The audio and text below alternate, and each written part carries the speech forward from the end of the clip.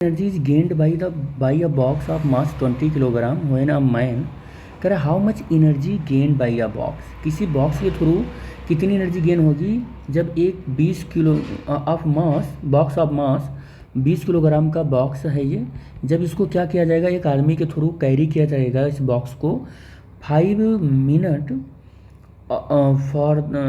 For a बस। तो अब हम यहाँ पर टाइम भी लिख लेते हैं, 5 मिनट है।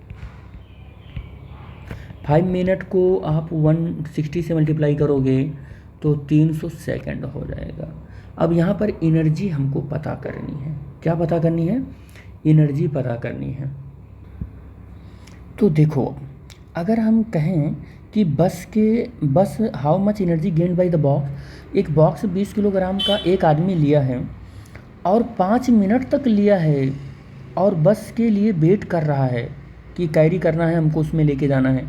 तो भैया अगर तुम 5 मिनट तक, 10 मिनट तक, 20 मिनट तक, 50 मिनट तक, 2 दिन तक, 4 दिन तक, 20 दिन तक एक इस 20 किलोग्राम के बॉक्स को लेकर खड़े रहोगे, चाहे जो भी करोगे, खड़े ही रहो मान लो यहाँ पर, तो आपने कितनी एनर्जी गेन किया? आपने तो कोई एनर्जी गेन ही नहीं किया। जो पहले ही एनर्जी थी, मान लो W1 अभी भी वही एनर्जी है W। तो अब आप क्या करोगे? एनर्जी के टर्म में हम बात कर रहे हैं यहाँ पर, एनर्जी के टर्म में E। तो अब यहाँ पर गेन इन एनर्जी अगर आप निकालोगे W1 माइनस W2, तो E minus E equal to कितना हो जाएगा? 0 ही तो होगा।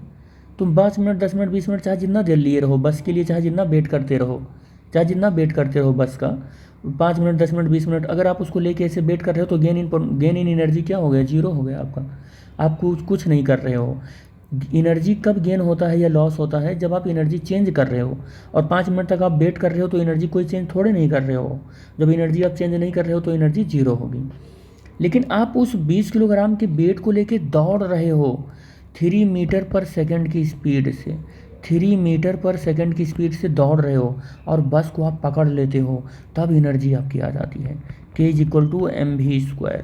हाफ m 20 किलोग्राम का बॉक्स है और 3 की स्पीड से आप दौड़ रहे थे, तो 10 और 3 त्रिका 9, आप 90 जूल का वर्क आप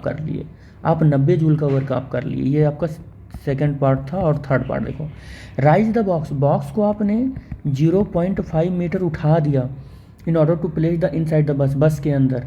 अब जी की वैल्यू आपको 10 मीटर पर सेकंड स्क्वायर है। तो अब आपकी एनर्जी mgh हो गई। m की वैल्यू 20 है, g की वैल्यू 10 है और h की वैल्यू 0.5 है। 20 इंटू 5 आपने 100 जूल का वर्क कर दिया। बस के अंदर आपने इसको उठा दिया ना 0.5 मीटर, अब आपने क्या कर दिया? 100 जूल का वर्क कर दिया।